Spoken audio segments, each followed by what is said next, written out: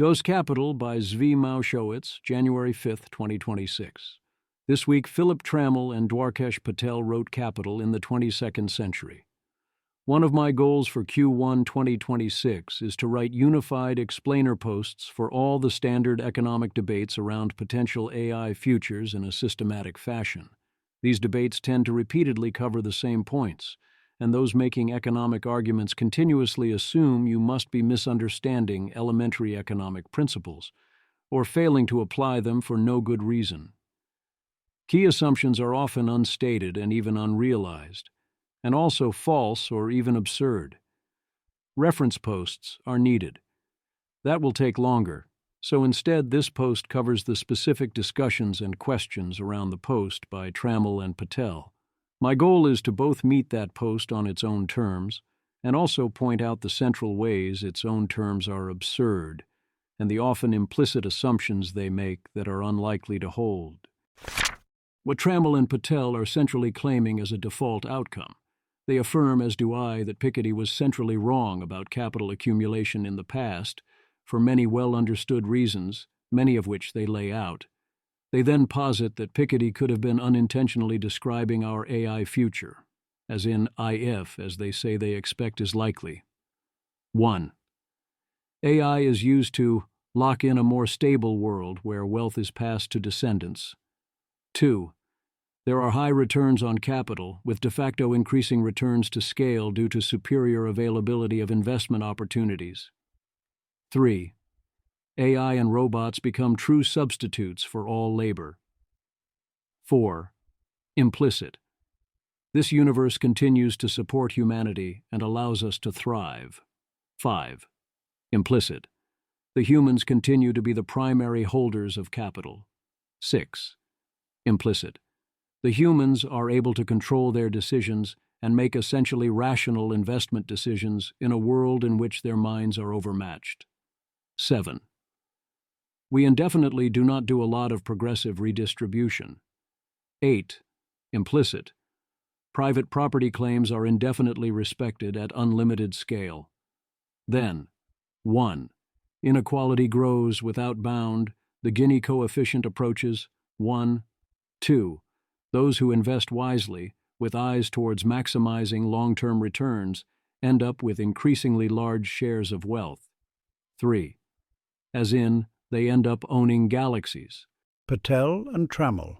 But once robots and computers are capable enough that labor is no longer a bottleneck, we will be in the second scenario.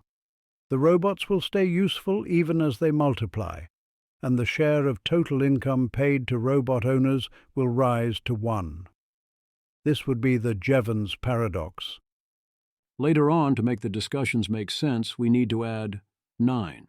There is a functioning human government that can impose taxes, including on capital, in ways that end up actually getting paid. 10. Unclear. This government involves some form of democratic control? Does the above conclusion follow from the above premises? If you include the implicit assumptions, then yes. Very, very obviously, yes. This is basic math.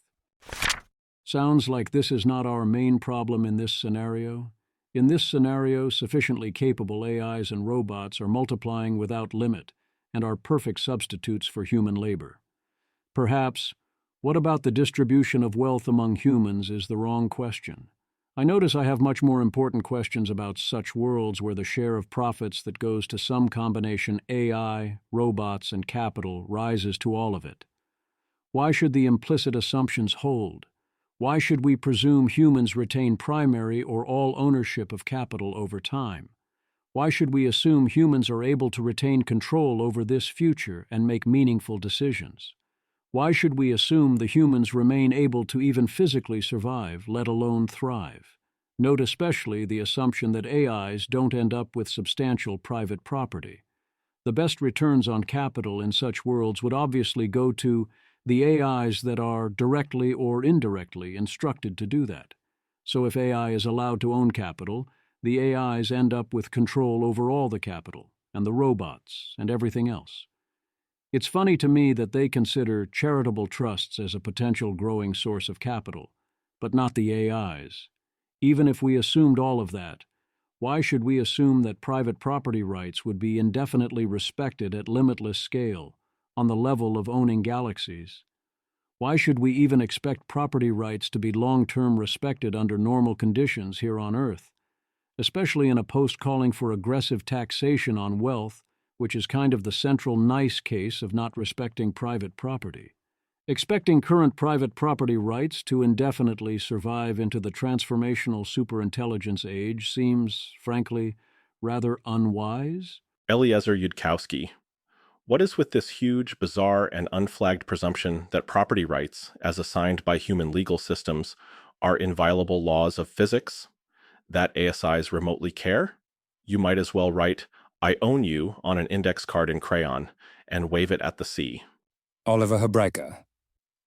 I really don't get where this presumption that property ownership is a robust category against changes of this magnitude.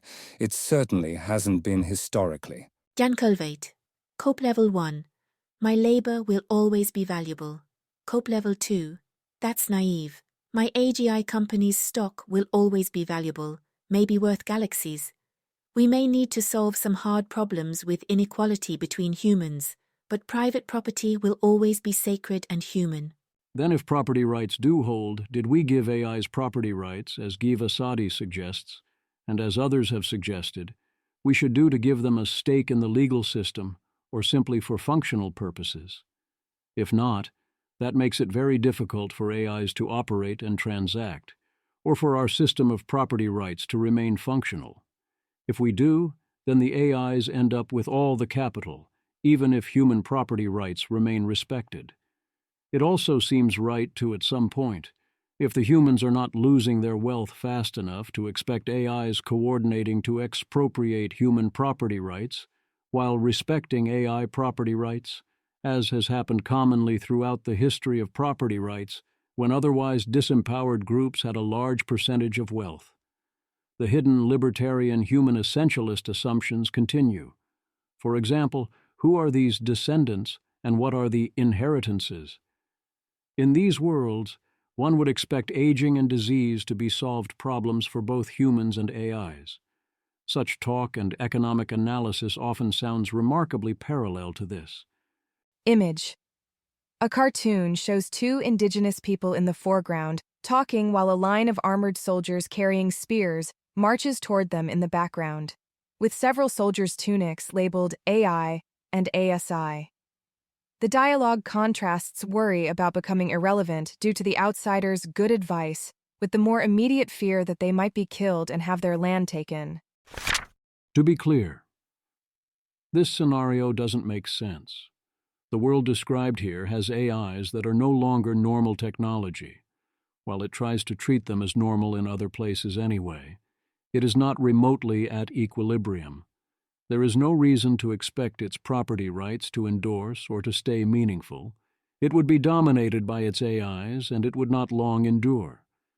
If humans really are no longer useful, that breaks most of the assumptions and models of traditional Econ along with everyone else's models, and people typically keep assuming actually humans will still be useful for something sufficiently for comparative advantage to rescue us, and can't actually wrap their heads around it. Not being true, and humans being true zero marginal product workers given costs. Paul Crowley. A lot of these stories from economics about how people will continue to be valuable make assumptions that don't apply.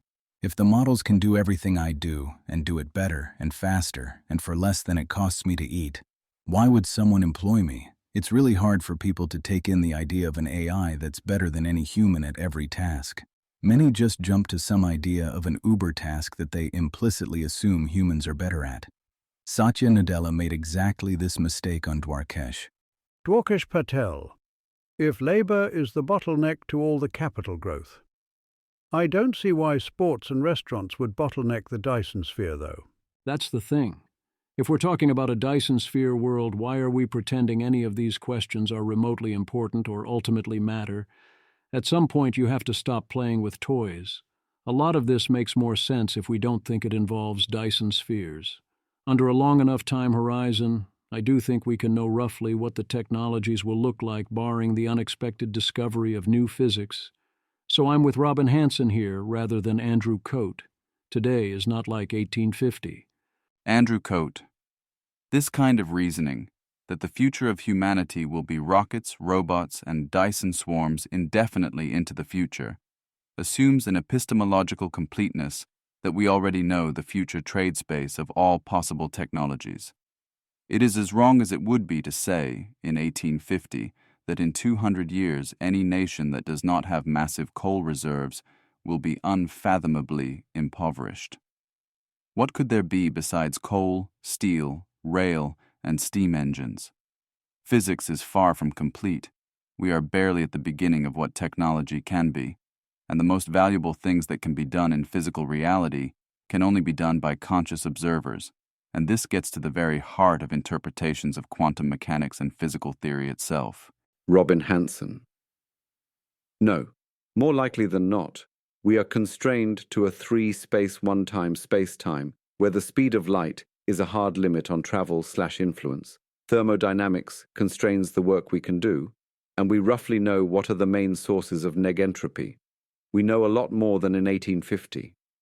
Even in the places where the assumptions aren't obviously false, or you want to think they're not obviously false. And also you want to assume various miracles occur such that we dodge outright ruin, certainly there's no reason to think the future situation will be sufficiently analogous to make these analyses actually make sense. Daniel Eath. This feels overly confident for advising a world completely transformed. I have no idea if post-AGI we'd be better off taxing wealth versus consumption versus something else. Sure, you can make the Econ 101 argument for taxing consumption, but will the relevant assumptions hold?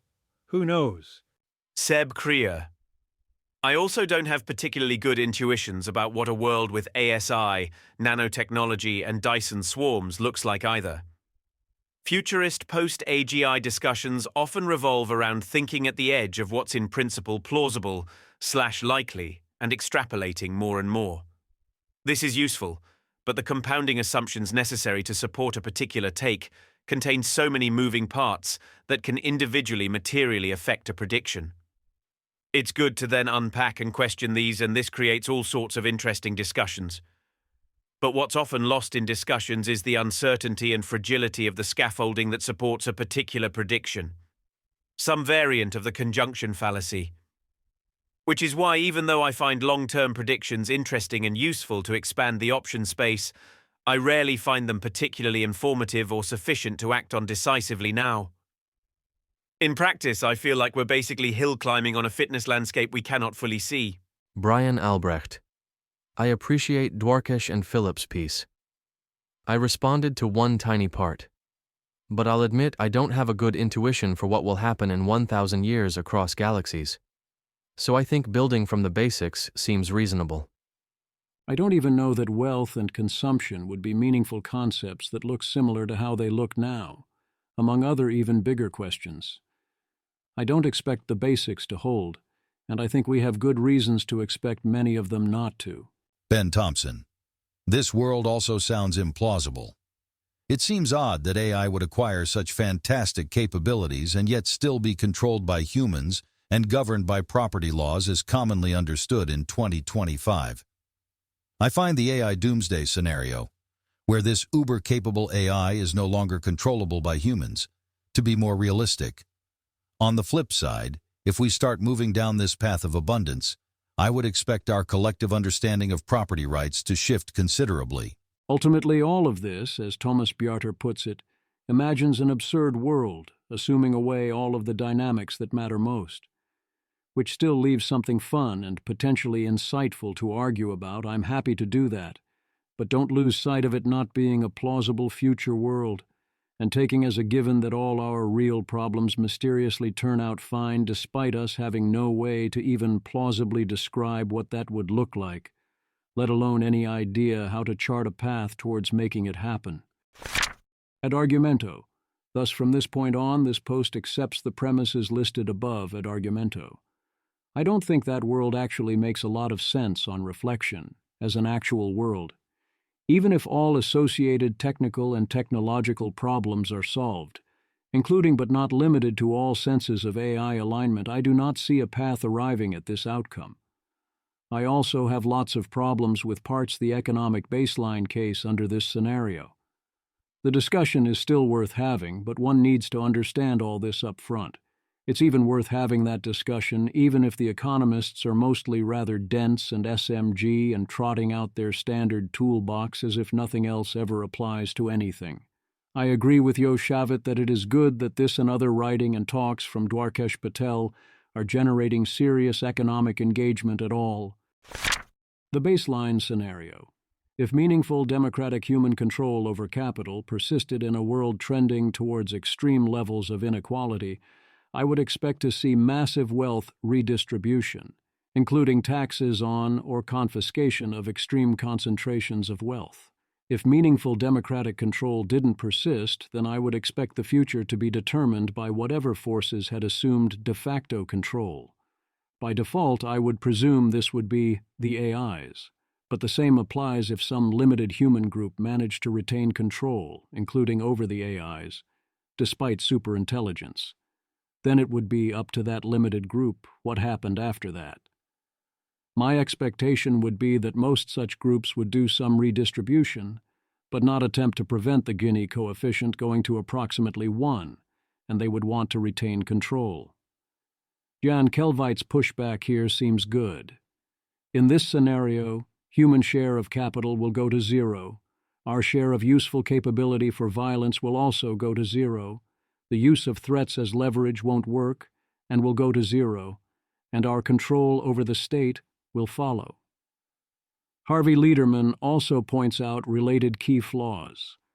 As Nikola Yurkovich notes, if superintelligence shows up and if we presume we get to a future with tons of capital and real wealth, but human labor loses market value, and if humans are still alive and in control over what to do with the atoms, big ifs, then as he points out, we fundamentally are going to either do charity for those who don't have capital or those people perish. That charity can take the form of government redistribution, and one hopes that we do some amount of this, but once those people have no leverage, it is charity. It could also take the form of private charity, as the bill here will not be so large compared to total wealth. Would we have an inequality problem? It is not obvious that we would. Inequality of wealth is not inherently a problem.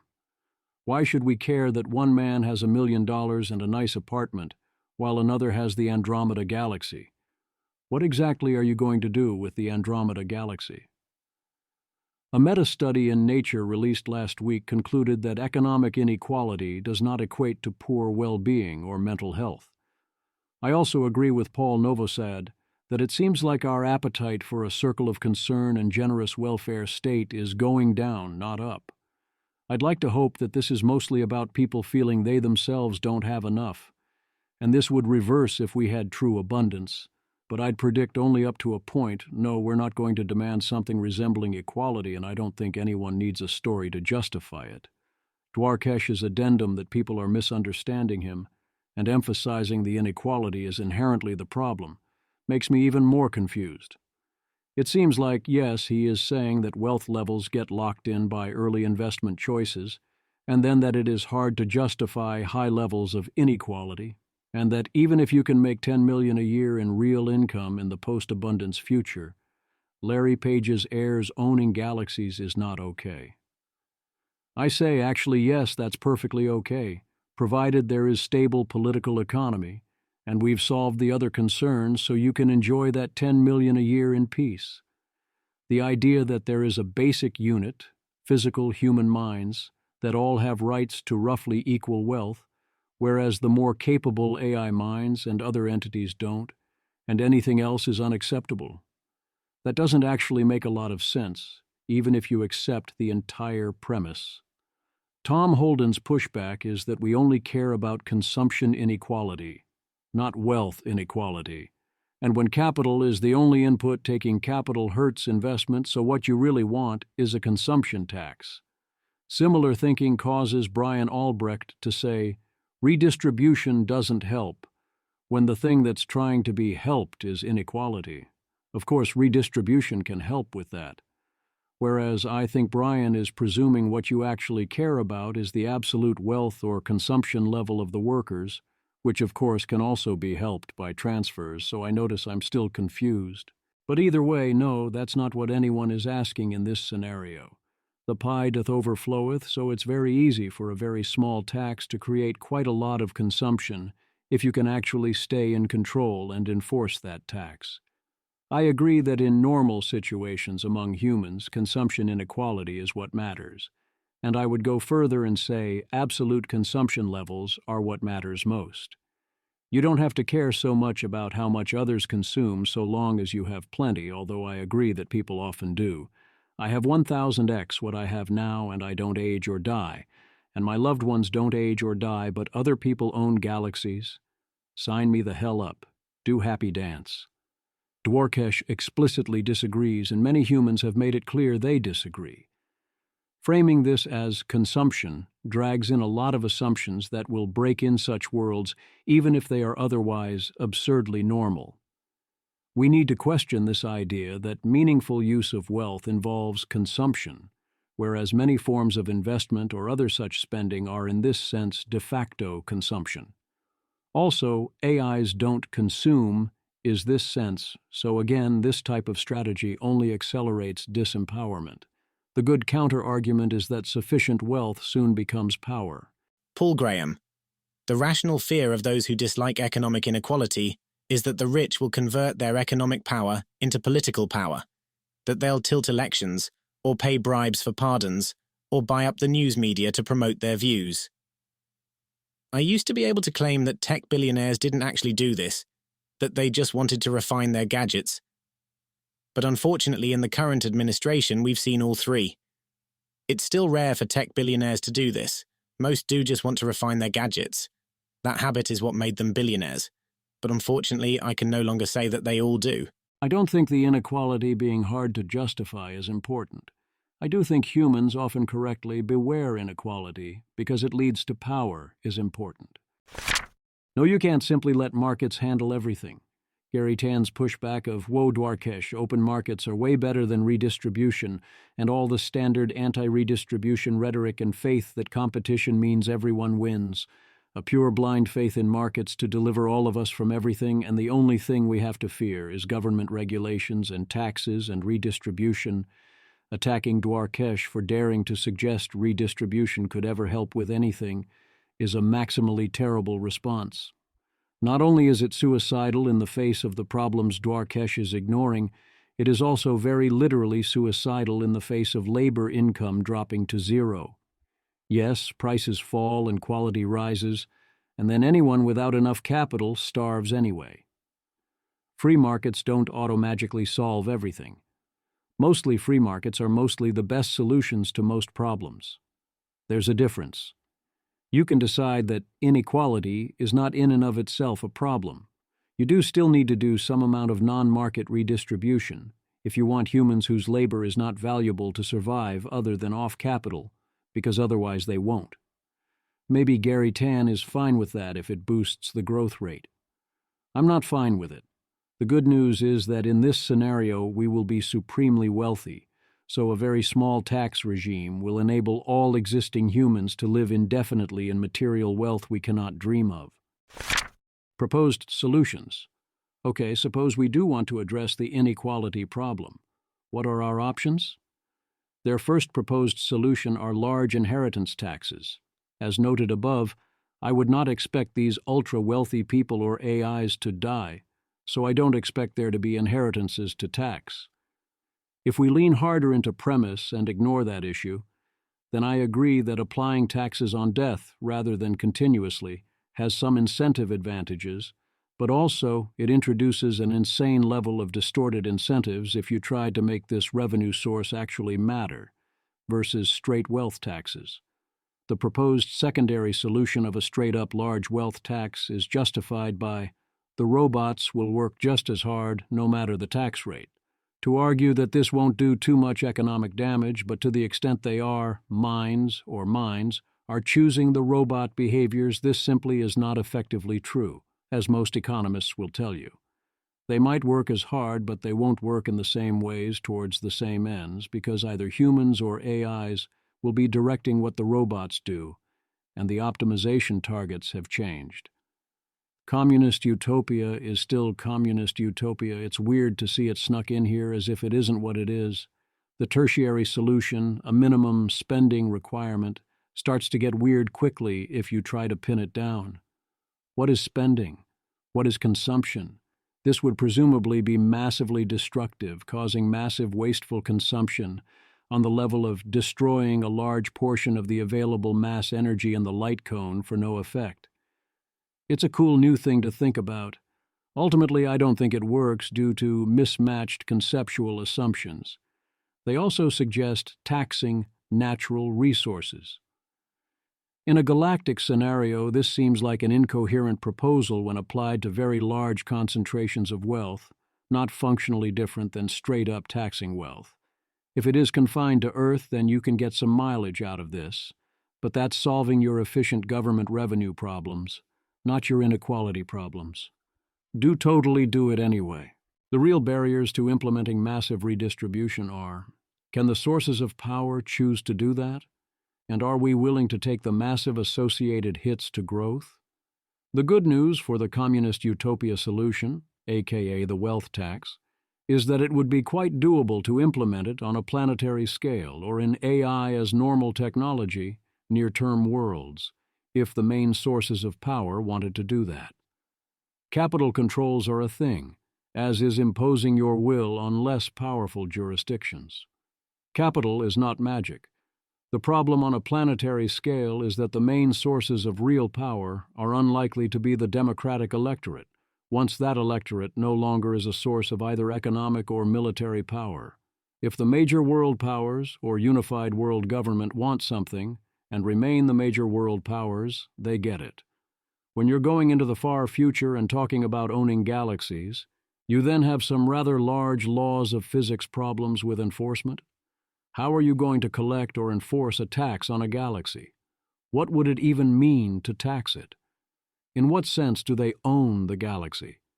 A universe with only speed of light travel, where meaningful transfers require massive expenditures of energy and essentially solved technological possibilities, functions very, very differently in many ways. I don't think they're being thought through. If you're living in a science fiction story for real, best believe in them. Wealth taxes today are grade A stupid. As Tyler Cowen noted in his response to Dwarkesh, there are those who want to implement wealth taxes a lot sooner than when AI sends human labor income to zero, as in, they want to implement it now, including now in California, where there is a serious proposal for a wealth tax, including on unrealized capital gains, including illiquid ones in startups, as assessed by the state. That would be supremely, totally grade A stupid and destructive if implemented, on the level of no, actually, this would destroy San Francisco as the tech capital. Tech and venture capital like to talk the big cheap talk about how every little slight is going to cause massive capital flight and how everything cool will happen in Austin and Miami instead of San Francisco and New York. Real soon now because socialism. Mostly this is cheap talk. They are mostly bluffing. The considerations matter on the margin, but not enough to give up the network effects or actually move. They said SB 1047 would destroy California's AI industry, when its practical effect would have been precisely zero. Many are saying similar things about Mamdani, who could cause real problems for New York City in this fashion, but chances are he won't. And so on. There's always something, usually many somethings. So there is most definitely a boy who cried wolf problem. But no, seriously, wolf. I believe it would be a 100% full wolf even if you could pay in kind with illiquid assets, or otherwise have a workaround. It would still be obviously unworkable, including due to flight. Without a workaround for illiquid assets, this isn't even a question. The ecosystem is forced to flee overnight. Looking at historical examples, a good rule of thumb is 1. High taxes on realized capital gains or high incomes do drive people away. but if you offer sufficient value, most of them suck it up and stay anyway. There is a lot of room, especially nationally, to ensure billionaires get taxed on their income. 2. Wealth taxes are different. Impacted people flee and take their capital with them. The good news is California Governor Gavin Newsom is opposed, but this manifold market still gives the proposed 2026 Billionaires Tax Act a 19% chance of collecting over $1 billion in revenue. That's probably too high, but even if it's more like 10%, that's only the first attempts, and that's high enough to have a major chilling effect already. Tyler Cowen responds with Econ equations. To be fair to Tyler Cowen, his analysis assumes a far more near-term, very much like today's scenario, rather than Dyson spheres and galaxies, and if you assume AI is having sufficiently minor impact and things don't change much, then his statements and his treating the future world as ours in a trench coat makes a lot more sense. Tyler Cowen offered more of the assume everything important doesn't matter, and then apply traditional economic principles to the situation analysis. Try to point to equations that suggest real wages could go up in worlds where labor doesn't usefully accomplish anything, and look at places humans would look to increase consumption so you can tax healthcare spending or quality home locations to pay for your redistribution, as if this future world is ours in a trench coat. Similarly, here Garrett Jones claims, in a not directly related post, that if there is astronomical growth in capital, read AI, such that it's unpriced like air, and labor and capital are perfect substitutes, then capital share of profits would be 0. Except, unless I and Claude are missing something rather obvious that makes the price of labor 0, so what in the world? That leaves the other scenario, which he also lists, where labor and capital are perfect complements, as in, you assume human labor is mysteriously uniquely valuable, and rule of law and general conditions and private property hold, in which case, by construction, yes, labor does fine, as you've assumed your conclusion. That's not the scenario being considered by the OP. Indeed, the OP directly assumes the opposite. No, do not assume the returns stay with capital, but why are you assuming returns stay with humans at all? Why would you think that most consumption is going to human consumption of ordinary goods like housing and healthcare? There are so many levels of scenario absurdity at play. I'd also note that Cowen's ideas all involve taxing humans in ways that do not tax AIs, accelerating our disempowerment. Brian Albrecht responds with more equations. As another example of economic toolbox response, we have Brian Albrecht here usefully trotting out supply and demand to engage with these questions, to ask whether we can effectively tax capital, which depends on capital supply elasticity and so on, talking about substituting capital in labor, except the whole point is that labor, if we presume AI is of the form capital rather than labor, and that the only two relevant forms of production are capital and labor, which smuggles in quite a lot of additional assumptions I expect to likely become false in ways I doubt Brian is realizing, is now irrelevant and strictly dominated by capital. I would ask, why are we asking about the rate of capital substitution for labor in a world in which capital has fully replaced labor? So this style engagement is great compared to not engaging, but on another level also completely misses the point. When they get to talking down thread, it seems like the point is missed even more with statements like, capital never gets to share of 1 because of depreciation, you get finite K. I'm sorry, what? The forest has been lost, models are being applied to scenarios where they don't make sense.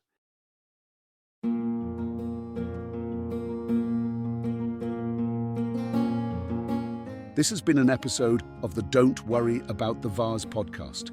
If you enjoyed this podcast, please visit thezv.substack.com to support the author. If you enjoy having AI-narrated episodes, please note this is a listener-supported podcast. To receive new posts and support the cost of creation, consider becoming a subscriber at dwatvpodcast.substack.com. Thanks for listening.